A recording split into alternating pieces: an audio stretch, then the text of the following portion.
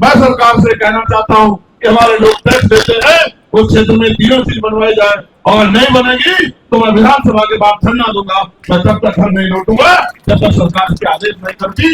मैं आपको वचन देकर कहता हूं कि मुख्यमंत्री कोई भी हो, हिम्मत नहीं हो भाई, यहाँ पर ये बैंक क्यों नहीं बना, यहाँ डेयरी क्यों नहीं बनी, हमने आपको वोट दिया था, आप क्या करते हो, ये क्यों नहीं बनवाते? क्या यहाँ इंसान नहीं रहते? क्या इनकी जरूरतें नहीं है?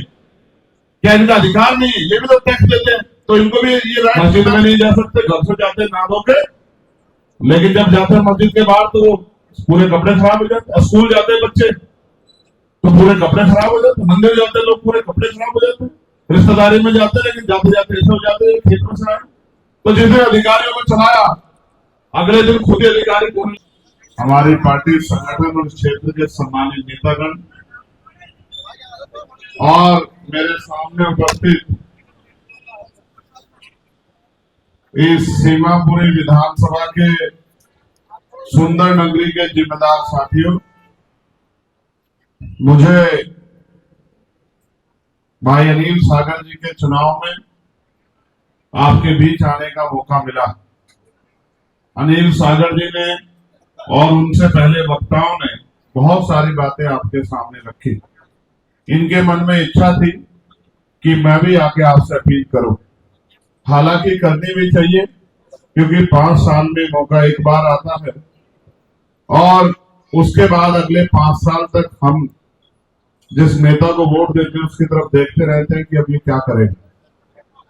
लोकतंत्र में बहुत खूबसूरती है, जिसको आप वोट देते हैं,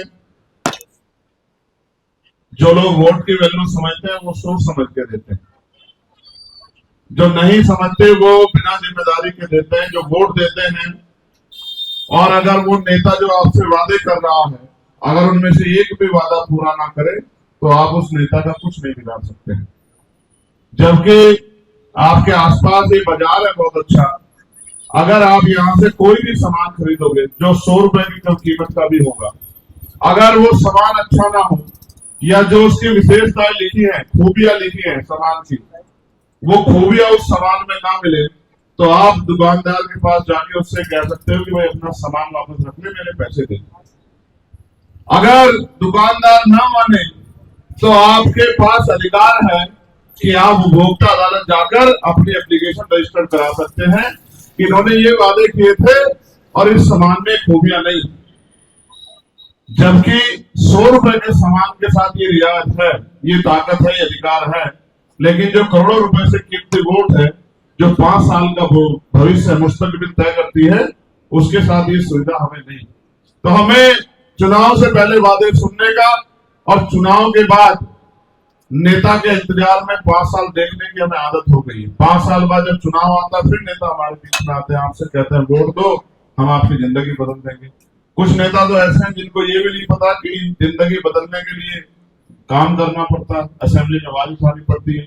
मुझे नहीं पता कि यहाँ के एमएलए कौन थे और उन्होंने कितनी आवाज आपकी उठाई, लेकिन मैं जिम्मेदारी से कह सकता हूँ कि भाई अनिल सागर किसी पद पर नहीं है और जब जब उन्हें मौका मिला उन्होंने इस क्षेत्र की समस्याओं के लिए लड़ाई लड़ने का काम किया।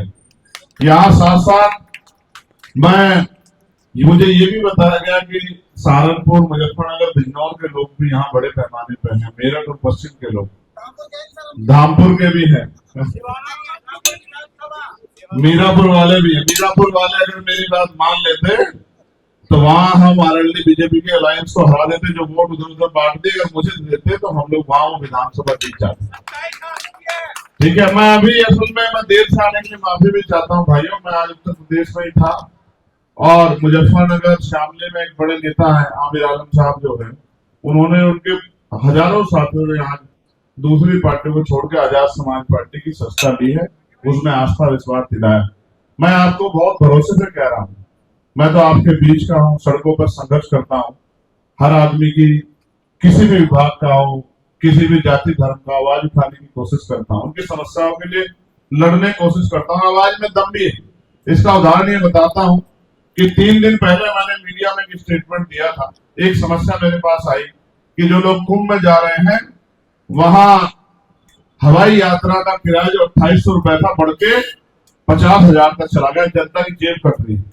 मैंने तत्काल उस मामले को मीडिया के सामने उठाया। परसों जब पार्लियामेंट चली तो मैंने मंत्री जी का हाथ पकड़ के कहा कि मंत्री जी, आप नौजवान होंगे, सोचते थे कि आप बदलाव करोगे, आपकी सरकार में श्रद्धालुओं की जिस तरह जेब कट रही है, क्या आपको ये दिखाई नहीं दे रहा? तो उन्होंने कहा क्या हुआ? मैंने कहा ये 2800 रुपए का टिकट है, हम उत्तर प्रदेश के लोग हैं, इलाहाबाद हमारा हाईकोर्ट है, हम वहां जाते हैं 2800 रुपए में प्लेन में, लेकिन आज वो टिकट 56,000 रुपए का हो रहा है।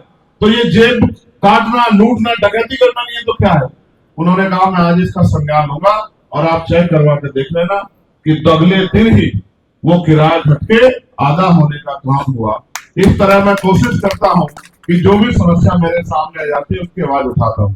आपके यहाँ कई समस्याएं हैं, जैसे मदर डेयरी नहीं है, बैंक नहीं है, पोस्ट ऑफिस नहीं है। हालांकि आपको इनकी जरूरत भी नहीं, जरूरत होती तो आप अपने नेता का कुर्ता फाड़ देते जिनको विधायक बनाया कि आप पोस्ट ऑफिस क्यों नहीं बना, भाई यहाँ पर ये बैंक क्यों नहीं बना, यहाँ डेयरी क्यों नहीं बनी, हमने आपको वोट दिया था, आप क्या करते हो, ये क्यों नहीं बनवाते? क्या यहाँ इंसान नहीं रहते? क्या इनकी जरूरतें नहीं है? क्या इनका अधिकार नहीं है? ये भी तो टैक्स देते हैं, तो इनको भी ये राइट मिलना चाहिए।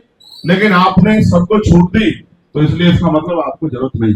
अब आपको जरूरत है, आप मांग लिखवाने लगे, मैं आपको विश्वास दिलाता हूँ। आप एक बात मेरी मान लो, ताकत बना दो। ये तो 3 साल कह रहे, मैं आपको 1 साल की गारंटी देता हूँ, अगर ना बना तो आप मुझे कह देना। इन तीनों चीजों की गारंटी देता हूँ, मैं शक्ति को जानता हूँ। जिस दिन असेंबली में खड़े होकर नील सागर ये कहेंगे कि मुझे सीमापुरी के लोगों ने और सीमापुर में भी सुंदर नगरी के लोगों ने वोट देके भेजा है, उनकी वोट का मैं कर्जदार हूँ। वो क्षेत्र में इतनी बड़ी आबादी है लेकिन बैंक नहीं है, मदर डेयरी नहीं है, पोस्ट ऑफिस नहीं है। मैं सरकार से कहना चाहता हूँ कि हमारे लोग टैक्स देते हैं, उस क्षेत्र में तीनों चीज बनवाई जाए, और नहीं बनेगी तो मैं विधानसभा के बाद धरना दूंगा। मैं तब तक घर नहीं लौटूंगा जब तक सरकार के आदेश नहीं करती। मैं आपको वचन देकर करता हूँ कि मुख्यमंत्री कोई भी हो, हिम्मत नहीं होगी कि वो नील सागर की बात को जरूर करते। जब मैं वहां जाता था अपनी लोकसभा में, मुझसे लोग कहते थे नेता आते रहे, कभी बोलते तो मैंने कहा आपने बोलने वाले को नेता बनाया। आप भी तो ऐसे लोगों को नेता बनाते, आप भी तो ऐसे लोगों को वोट देते हो जो बोलना नहीं चाहते। बोलने के लिए जिक्र चाहिए, सरकार से लड़ने के लिए आपके अंदर ईमान होना चाहिए, हिम्मत होनी चाहिए। तो इस बार नगीना के लोग हमारे कहते हैं, धामपुर वाले पता करना फिर वो लोग कहते नहीं कहते कि भाई चंद्रशेखर आजाद समझा में बोलता है, बताओ कहते नहीं कहते। तो आप भी अपनी आज बोलने वाली आवाज बना लो। ये हमारे वसीम साहब खड़े अच्छे हुए मिल गए, इनके गांव में इतना गारा हो रहा था, इन्होंने मुझसे कहा था गारा हो रहा, अधिकारी सुनते नहीं, हमने कहा चिंता के बात करो, सुनेंगे। मैंने इनके गांव में, क्या नाम है आपके गाँव में, सरायमा में हमने मीटिंग लगा दी, सारे अधिकारी बुला दिए। जब सारे अधिकारियों को उस गारे में तो घुमाया, कहा कि भाई चल के देखो जहां जनता चलती है, मस्जिद में नहीं जा सकते, घर से जाते ना धो के, लेकिन जब जाते हैं मस्जिद के बाहर तो पूरे कपड़े खराब हो जाते, स्कूल जाते हैं बच्चे तो पूरे कपड़े खराब हो जाते, मंदिर जाते लोग पूरे कपड़े खराब हो जाते, रिश्तेदारी में जाते लेकिन जाते जाते ऐसे हो जाते खेतों से आए। तो जिसने अधिकारियों को चलाया, अगले दिन खुद ही अधिकारी बोलने लगे सर 15 दिन के अंदर इसको बना के देते हैं, आप चिंता मत करो। तो मैं तो कोशिश करता हूं कि आपकी लड़ाई को लड़ के उसको आवाज को मजबूत कर सकूं, मगर मैं आपसे मदद मांगने आया हूं। मैं धन्यवाद करूंगा। तो तेरी सड़क बनी नहीं बनी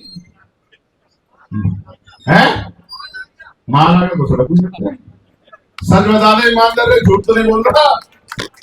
ये ऐसा तो नहीं मुझे एक नेता जो ऑटो बैठ के चल देता है, ऐसा वाला खेलता नहीं है। मैं धन्यवाद दूंगा भाई सलीम खान जी का, भाई नफीस आलम जी का, सुरेश चंद्रा जी का, सरोज जी का, खलील कुरैशी जी का। ये सब AIM-IM पार्टी से बहुत जुड़े हुए लोग हैं, बहुत इस क्षेत्र में उनका जो है बहुत काम है। इन लोगों ने जो है हमें सहयोग करने का वादा किया है। मैं इनका, इनकी पार्टी का बहुत बहुत धन्यवाद करता हूं और मैं इनको विश्वास दिलाता हूं, जो भरोसा इन्होंने हमारे ऊपर जताया है हम उस पर जो है ठीक। अच्छा, AIM वालों का समर्थन है, और सलीम खान, नफीस आलम, सुरेश चंद्र, सरोज जी और खलील कुरैशी जी आजाद समाज पार्टी ज्वाइन कर। मैं अपने शब्दों को वापस लेता हूँ, सही बात ये।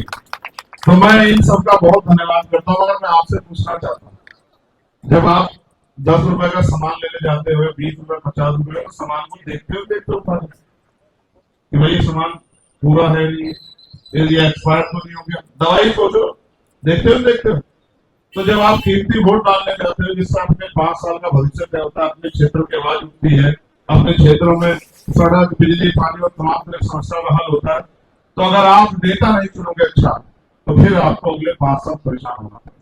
मैं चंद्रशेखर आजाद आपको विश्वास दिलाता हूं कि भाई अनिल सागर पूरे दमखम से आपका भाई, आपका साथी, आपका परिवार बनके आपकी लड़ाई को लड़ने का काम करेंगे, कभी आपको निराश नहीं करेंगे। और नेताओं के लिए इनको आपको ढूंढना नहीं पड़ेगा, क्योंकि ये व्यापार के लिए राजनीति नहीं कर रहे। ये बाबा साहब अम्बेडकर के द्वारा जो वोट का अधिकार हमें दिया गया, उस वोट के आधार पर आपकी आवाज बनना चाहते हैं। ये रिजर्व सीट है, आपको शेड्यूल कास्ट के किसी व्यक्ति को वोट देकर चुनना है, इसके अलावा कोई रास्ता आपके पास नहीं। जब आपको शेड्यूल कास्ट के व्यक्ति को मौका देना है, तो एक मौका अनिल सागर साहब को दे, एक मौका आप मेरे सागर साहब को देंगे। हो सकता है आप कहोगे अब हमें किसी दूसरे नेता की जरूरत नहीं, अब हमारा काम ही हो गया। तो मैं आपसे अपील करता हूं, क्योंकि प्रचार का समय भी वो आखिरी दौर में चल रहा है, आप इतनी देर यहाँ इंतजार कर रहे थे, देर से आने के लिए माफी, लेकिन मैं आपको विश्वास दिलाता हूँ कि मुझे आपसे बहुत उम्मीद है कि इस लड़ाई में आप मेरी मदद करो, क्योंकि आप भी चाहते हो कि चंद्रशेखर आजाद और ताकतवर हो जाए, जो जहां हमारी आवाज नहीं पहुंच पाए, हमारी आवाज को उठा के और हमारी लड़ाई को मजबूत कर सके। तो मैं आपका धन्यवाद करता हूं। जिन साथियों ने आज ज्वाइन करने के लिए जो है अपना जो है हिम्मत और हाथ आगे बढ़ाया, मैं उनका भी बहुत धन्यवाद करता हूं, और मैं आप सबका भी बहुत धन्यवाद करता हूं। और मैं आपको विश्वास दिलाता हूं, परिणाम चाहे कुछ भी रहे, ये 3 मांगे जो आपकी आई है, इनके लिए मैं अपने स्तर से भी यहाँ की सरकार को लिखूंगा, और मैं आपको विश्वास दिलाता हूँ कि ये मांगे आपकी जब तक पूरी नहीं होगी तब तक हम चैन से नहीं बैठेंगे। बहुत बहुत धन्यवाद। जय भीम, जय भारत, जय संविधान। आप सभी के लिए मंगल कामनाएं। नमस्कार, आदाब, सत श्री अकाल।